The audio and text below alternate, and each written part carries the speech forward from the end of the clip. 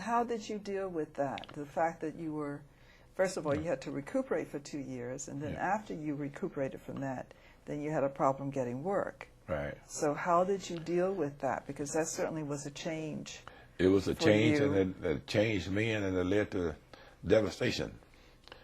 I went in there and started doing things I wasn't supposed to do. Then I became a dope addict for 5 years. Because I say this because of that. I guess you got to have some reason to lie. Yes. You know, but when I got into the dope thing, it was purely, it wasn't peer pressure. It was try this. It's not going to harm you. The biggest lie in the world. I tried. So it really hurt you that much internally. Yeah, I had. Yeah, and plus I had no income coming in. You know? Yes.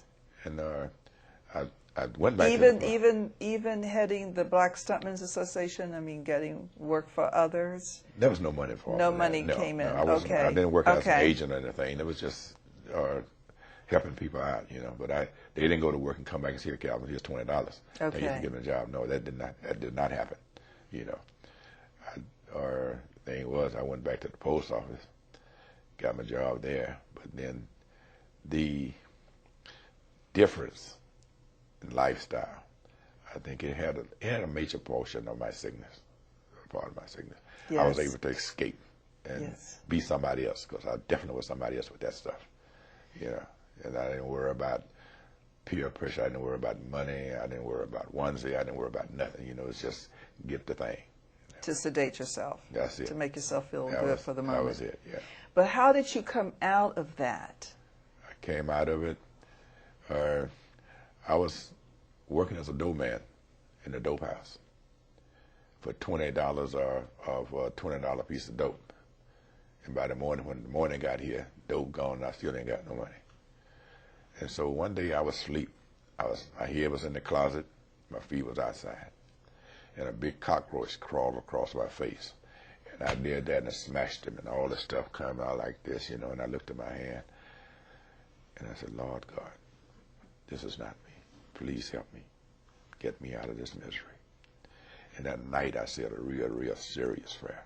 When I woke up the next morning, still in that closet, cocaine smoke going all over. All I want to do is get my bag and get out, because the good Lord had relieved me of the cocaine addiction.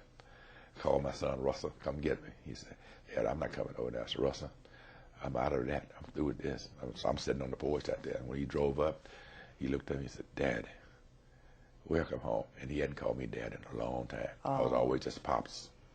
And then he saw the transformation that the good Lord had given me. And I walked away from her and then went to his apartment. I said, okay, Russ, I got to be here until Monday. Monday I'm going downtown to rehab. He said, well, Dad, I got to go to Tucson to play in the Old Timers basketball game against the current stars at University of Arizona.